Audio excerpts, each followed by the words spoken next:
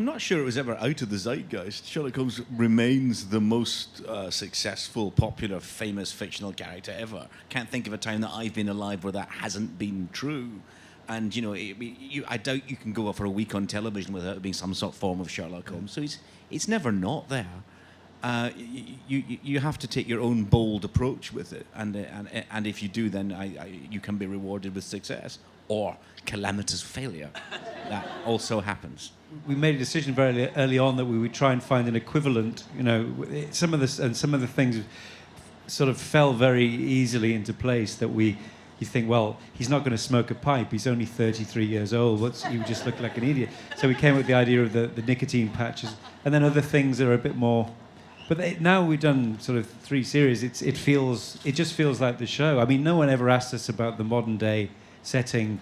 Now, when we started, that was the big issue, wasn't it?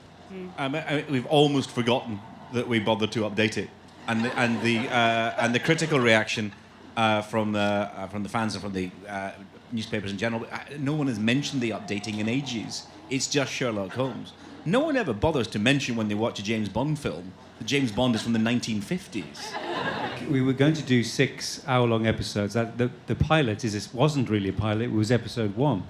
And then, largely because of the success of Wallander, which had been done in the 390s, the BBC asked us to do it like that. I mean, I remember you texted you rang. Yeah, I phoned them up. I said, the BBC's just called to say, would we mind doing 390s? Do you think you could do that? And you two were together again. No, it was more specific than that. We were actually at Matt Smith's very, very first read-through for Doctor Who a few weeks before we started shooting.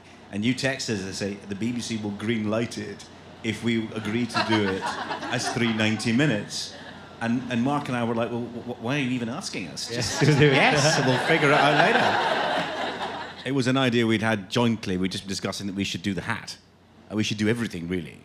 And it was, we just liked the idea that he absolutely hates his hat. But, you know, maybe secretly, over time, he starts to like the hat.